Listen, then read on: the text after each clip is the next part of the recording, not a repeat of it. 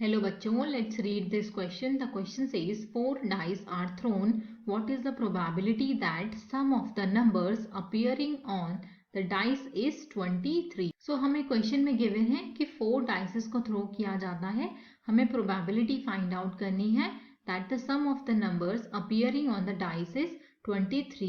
तो सबसे पहले हम इस question को solve करने के लिए इसका की concept discuss कर लेते हैं.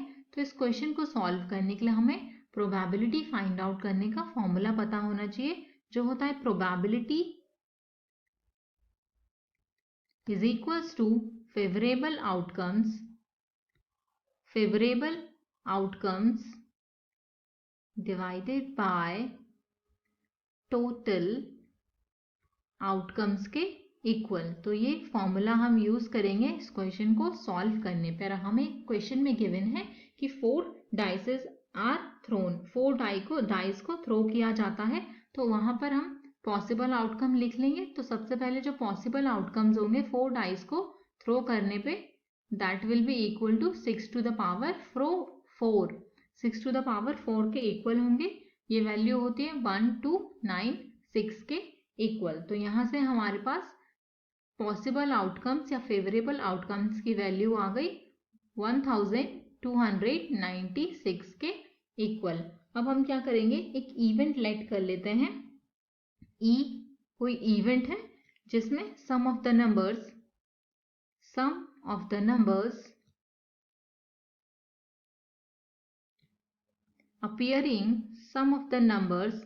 appearing on the dice is 23. तो इवेंट के लिए हम सबसे पहले सैंपल स्पेस लिख लेते हैं. तो यहाँ से हमारे पास सैंपल स्पेस हो जाएगा कि या तो पहले डाइस में 5 आए, दूसरे में 6, तीसरे में 6 और चौथे में भी 6. तो ऐसे ही करके और पॉसिबल सैंपल स्पेस की वैल्यूज हमारे पास हो सकती हैं 6, 6, 6, 5, 6,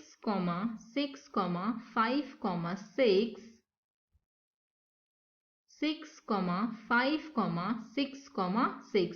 तो ये हमारे पास पॉसिबल सैंपल स्पेस हो गया.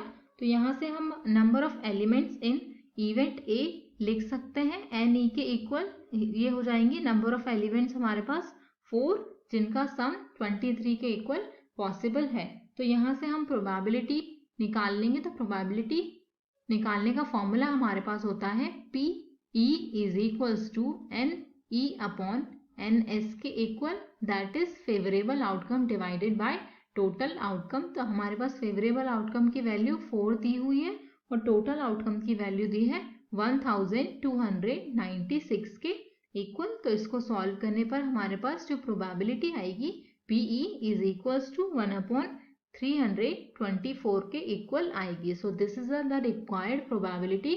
Hope you all understood it well. Best of luck.